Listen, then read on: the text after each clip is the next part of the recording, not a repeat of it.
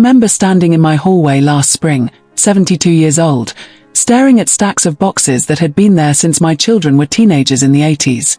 Every corner felt heavy, every drawer overflowing with things my mother once told me to save for a rainy day, and I couldn't even find my reading glasses without moving half a decade of memories. Maybe you know that feeling, the mix of guilt and anxiety, the quiet fear that you're failing at keeping a home that once felt warm and full of life. Then it hit me. I had a choice. I could let the clutter control my days, or I could honor the memories while creating space to live freely after 60.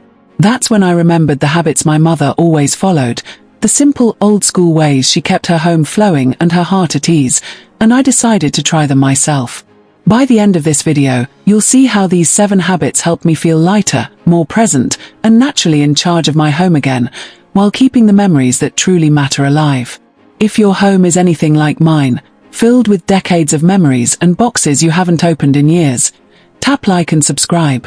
Stories like mine show that after 60, it's possible to honor every keepsake without letting it weigh you down.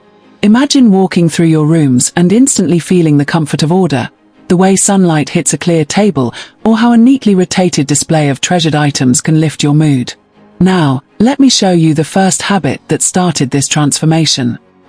Habit 1. Starting with the memory corner. I began with a small corner in my living room, the one piled high with my kids' school projects from the 70s, edges curling, colors fading, and the little stickers still clinging stubbornly to the pages.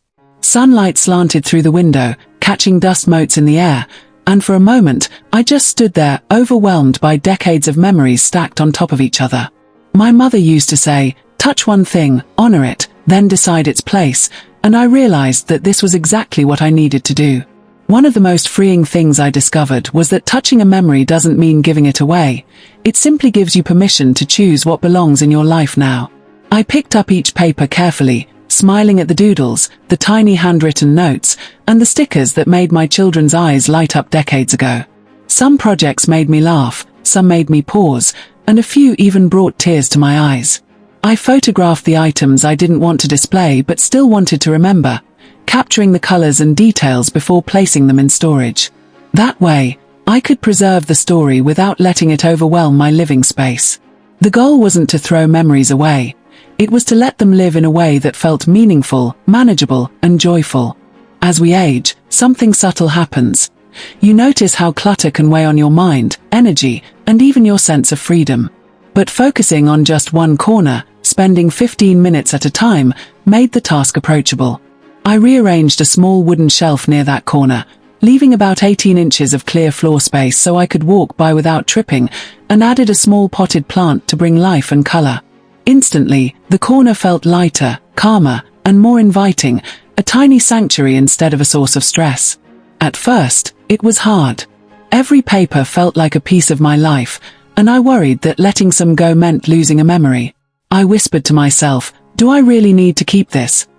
More than once, but slowly, I began to feel the weight lift. One by one, I touched, honored, and decided the fate of each item. 15 minutes here, 20 there, and before I knew it, the corner looked alive again. The framed photos from school plays, the carefully kept scrapbooks, and even a few hand-drawn cards came together naturally, creating a space that celebrated life without taking over my home. The secret, I realized, was starting small, honoring the memories that mattered most, and letting the space reflect both the past and the present. After 60, these little changes make a big difference. The memory corner became a place of joy, a reminder of my children's creativity and love, but also a space that supported the life I still want to live, peaceful, organized, and full of warmth. Habit 2. Rotating treasured items into daily life. My mother never used her best china, worried it might get chipped or broken, and for years I thought that was just the way things were. I finally understood that those pieces weren't meant to sit hidden in a cabinet. They were meant to be enjoyed, to make ordinary meals feel special, and to carry a little joy into everyday life. One of the most subtle yet powerful shifts I made was picking a few favorites from her old wedding set and using them every Sunday for lunch. The pattern was delicate, pale blue with tiny flowers, and holding a plate that had been part of my mother's daily rituals instantly made me feel connected to her, to the home she built, and to the life we shared. At first, I worried I'd ruin the dishes, imagining chips and cracks that might never be repaired, but the simple joy of seeing them on the table outweighed my fears. As I placed the plates beside a small vase of fresh flowers, the sunlight glinting off the fine porcelain, I noticed how something subtle happens as we age. Objects that once felt precious and untouchable can transform into instruments of joy and comfort. I started setting the table carefully, adding a folded cloth napkin and a sprig of rosemary, and instantly, the room felt alive with warmth. The goal is not perfection or showing off, but creating little moments of beauty that make daily life feel lighter, richer, and more present. I didn't stop with plates. I rotated teacups, crystal glasses, and even a few silver serving pieces, leaving the rest tucked away safely but not forgotten. Each rotation became a tiny ritual, something I looked forward to naturally, without thinking of it as a chore. As we age, small rituals like this carry big emotional benefits. They connect us to family, tradition, and our own memories while keeping our environment functional and inviting. After 60, I realized that joy isn't in perfection but in presence. By using just a few treasured items at a time, I created spaces that felt elegant, personal, and lived in, instantly lifting the mood of the entire room. Here's the secret I discovered: even a single plate, cup, or dish can anchor a memory and transform a table into a small celebration. Over the weeks, I rotated more items, keeping the display fresh and intentional, but never overcrowded. I left at least 6 inches of clear tabletop around each piece so it could be appreciated fully, and paired the delicate porcelain with simple linen placemats and soft natural lighting. That small measure made a huge difference. The table felt open, calm, and welcoming, and each meal became a moment to savor rather than just a routine. This habit reminded me that memories are meant to be lived with, not hidden away, and that after 60, creating joy in the spaces we inhabit is one of the most subtle yet transformative ways to honor both the past and the present. Habit 3. Letting the seasons decide. My mother had one of the most simple yet clever habits.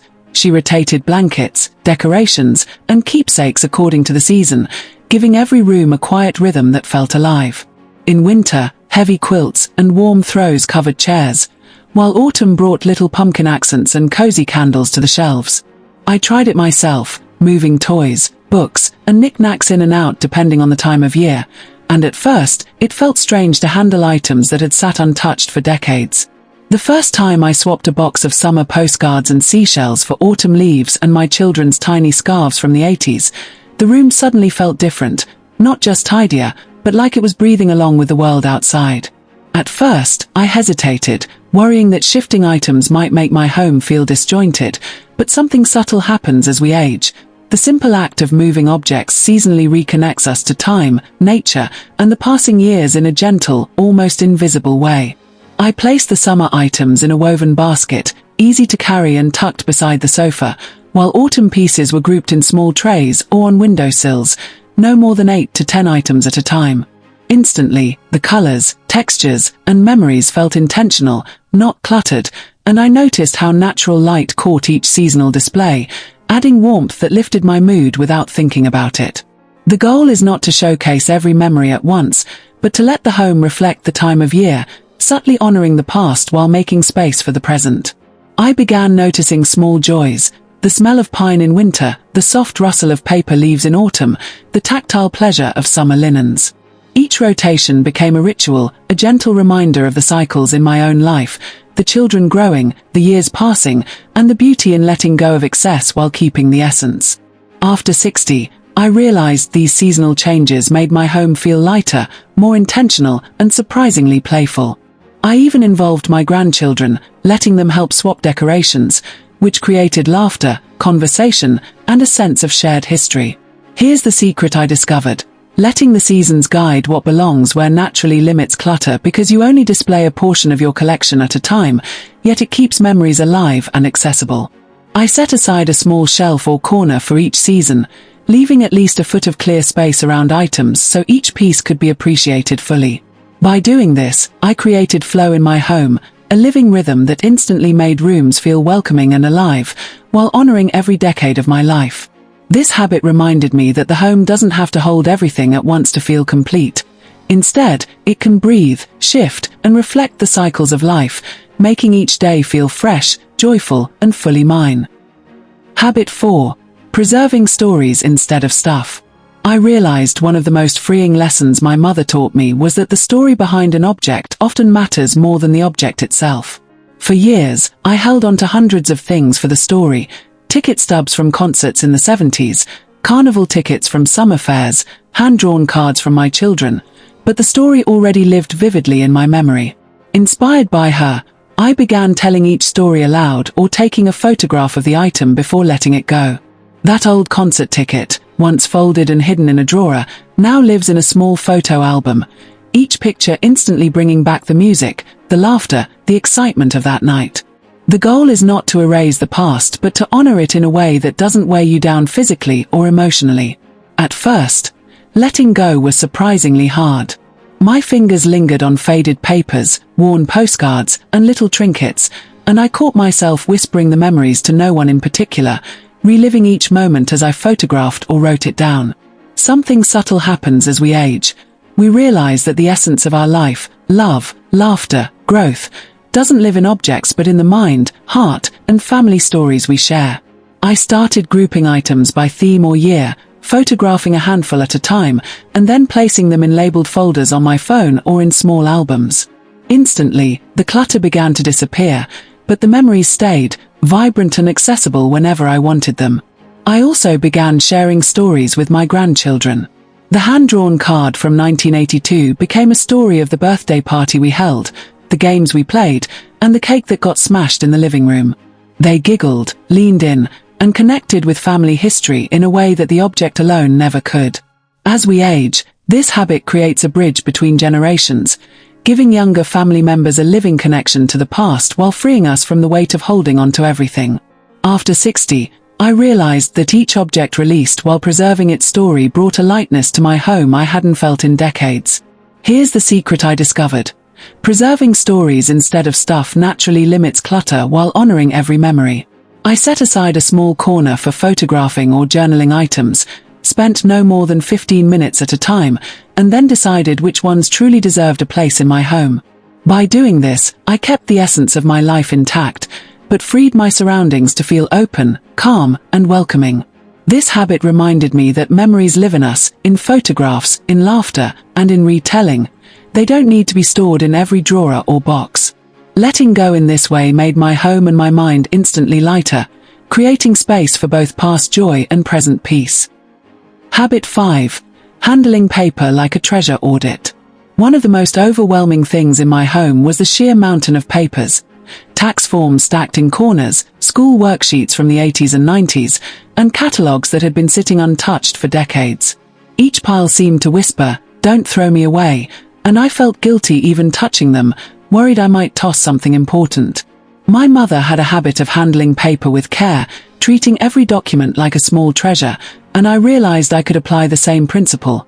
Scanning, archiving, and recycling thoughtfully, keeping only the milestones that truly mattered. The first time I picked up a stack of old school papers, I sorted each sheet, photographing the children's artwork that captured their personalities, and shredded the rest. Instantly, the room felt lighter, and my mind felt less crowded by years of accumulated paper. I started using a simple 3-pile system: keep, photograph, recycle. I set a timer for 15 minutes, tackling one drawer or one corner at a time, which kept me from feeling overwhelmed. Something subtle happens as we age. The act of touching, remembering, and then letting go becomes a ritual of reflection, not just cleaning. I began to notice the small joys: how crisp, empty folders now sat neatly on shelves, how sunlight glinted off a clean desktop, how I could instantly find the tax forms I actually needed without digging through decades of clutter. The goal is to make space not only physically but mentally, to create breathing room where your mind can relax, and your home can finally feel open again. I also discovered that involving my grandchildren made the process surprisingly fun. They loved seeing the old worksheets and catalogues, hearing the stories behind each, and we laughed over forgotten shopping lists and little notes tucked in envelopes from years ago. Preserving what mattered while recycling the rest became a shared memory exercise, connecting generations without keeping every single paper. After 60, I realized that handling paper like a treasure audit gave me control and peace, transforming what once felt like a mountain of stress into a curated collection of meaningful documents. Here's the secret I learned. The papers themselves aren't the story, but the moments they capture are. By photographing and archiving selectively, then letting go of the excess, I honored the past without letting it weigh on the present. Each stack I cleared instantly made the room feel lighter, more intentional, and welcoming, while preserving the memories that truly mattered. This habit reminded me that when we handle paper thoughtfully, we reclaim not only space in our home but calm in our minds, creating a home that feels both organized and alive. Habit 6. Clearing space to let a chair be used. One of the most overlooked lessons my mother had was simple: can you sit comfortably here? For years, I had filled every corner, stacked chairs with blankets, and piled tables with knickknacks and forgotten keepsakes, thinking that every item deserved a place. I realized that by doing this, I had stolen the very joy of living from my home. The rooms looked full, but they weren't usable in any real, human way. I decided to try her method and began clearing around chairs, tables, and corners so that they could actually be used. The first time I sat down with a grandchild in a cleared corner, reading an old book together, I felt an emotional lift that surprised me. Space could be functional, warm, and still full of memories all at once. At first, it was hard to let go of things. Each chair had been a dumping ground for decades of odds and ends, and I caught myself hesitating over each item, worrying that removing it might erase part of my history. Something subtle happens after 60. You begin to notice that objects aren't what hold the memories, it's the experiences in the space that matter. I measured small sections around chairs, about 2 feet of clear floor on either side, a neat surface on the table, a basket nearby for small items to rotate seasonally, and worked deliberately, spending no more than 20 minutes at a time. Instantly, the room felt airy, calm, and inviting, and I noticed the sunlight falling across the cleared space, warming both the furniture and my mood naturally. I began involving family in this process. My grandchildren loved the idea that they could sit comfortably anywhere, reach a book, or play a small game on a table without tripping over decades of stuff. Each cleared chair or corner became a small stage for laughter, conversation, and presence, proof that function and memory can coexist beautifully. After 60, I realized that letting furniture live again doesn't mean discarding memories. It simply allows the home to serve the life you still want to live. Here's the secret I discovered. Letting function guide what stays naturally limits clutter while creating spaces that invite connection and use. A chair surrounded by room to breathe instantly feels welcoming, a table cleared of excess becomes a hub for stories, and corners freed from hoarded items make the entire home feel lighter and intentional. This habit reminded me that living fully in your space is as much about how it feels under your feet and around your body as it is about the items you treasure. By clearing space to let chairs and life be used, I reclaimed joy, presence, and the true comfort of home. Habit 7. Doing weekly mini sweeps. One of the most transformative habits I inherited from my mother was her dedication to small, consistent upkeep. She never tried to clean the whole house in a single day. Instead, she spent just a few minutes each week on one corner, one drawer, or one surface. I adopted the same approach, 15 to 20 minutes each week focusing on a specific area. Dusting shelves, sorting a drawer of old letters, or tidying a countertop that had slowly become a resting place for everything from mail to knitting supplies. At first, I felt impatient, tempted to do it all at once, thinking I should conquer the chaos in one heroic sweep, but I quickly realized that these mini sessions kept my home feeling calm and orderly without the overwhelm. Something subtle happens after 60. Small, steady actions begin to add up in ways you almost can't see at first, but their effect is instant the moment you step back and look around. I started keeping a little timer on my phone, setting it for 20 minutes, and choosing one zone to focus on. Maybe a corner of the living room, a single kitchen drawer, or a section of the hallway lined with old photos. The goal is not perfection, but presence and consistency. Instantly, my home felt lighter. Surfaces that once collected dust and memories now gleamed with subtle order, and the act of tidying became meditative, a moment to reconnect with my space and with myself. I discovered that involving my grandchildren in these mini sweeps added joy I hadn't anticipated. They loved sorting tiny toys, helping dust shelves, or arranging a small display of my wedding china on a Sunday. Each week's small win felt rewarding, An instant lift in mood, a subtle sense of accomplishment, a gentle reminder that order is possible without exhaustion or guilt. By focusing on manageable tasks, I reclaimed control over my home and cultivated a rhythm that made living here after 60 feel not only achievable but pleasurable. Here's the secret I learned. Routine beats perfection. Celebrating these small wins, clean corners, organized drawers, a clear table for tea, creates a lasting sense of calm and stability. Without thinking too hard, you build momentum naturally, each week adding to the clarity and warmth of your home. Doing weekly mini sweeps transformed not just my space but my mindset, proving that care and attention, even in short bursts, can make your home feel alive, intentional, and deeply comforting. 6 months later, one of the most noticeable changes is how my home feels: lighter, safer, and still filled with the memories I cherish. The corners that once held piles of papers and knickknacks now breathe with space, and every chair, table, and shelf is ready to be used, not just admired. Grandchildren can play freely without tripping over decades of clutter, friends are coming over again without hesitation, and I sleep more peacefully knowing that my home isn't just organized, it feels calm and alive. Something subtle happens after 60. The small habits we adopt quietly transform our daily lives, turning chores into rituals that bring comfort, connection, and a sense of control. Reflecting on this journey, I realized touching every decade of my life, the school projects, the holiday decorations, the stacks of letters and keepsakes, was emotional and at times exhausting, but the freedom I feel now was worth every bit of effort. I've learned that preserving memories doesn't require keeping every object. It's the stories, the photographs, and the intentional displays that make the heart of a home. The goal is not perfection, but presence. Starting with one corner, one box, or one habit at a time allows transformation to happen naturally and without overwhelm.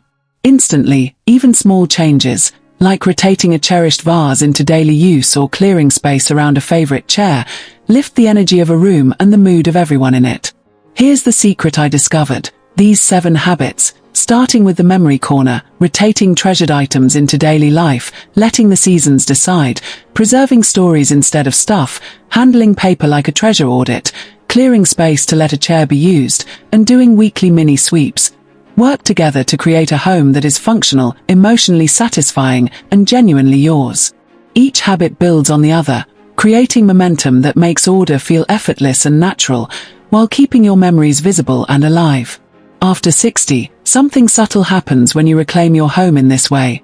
The act of caring for your space becomes an act of caring for yourself, reinforcing pride, comfort, and confidence with every small step.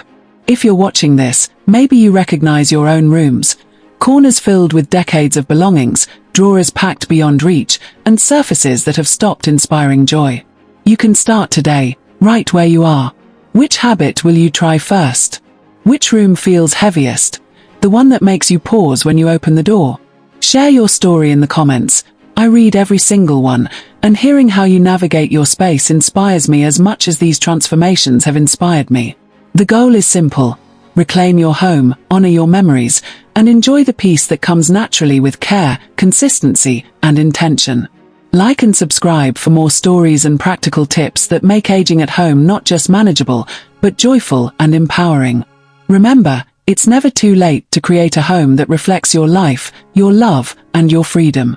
You've got this, one corner, one habit, one step at a time.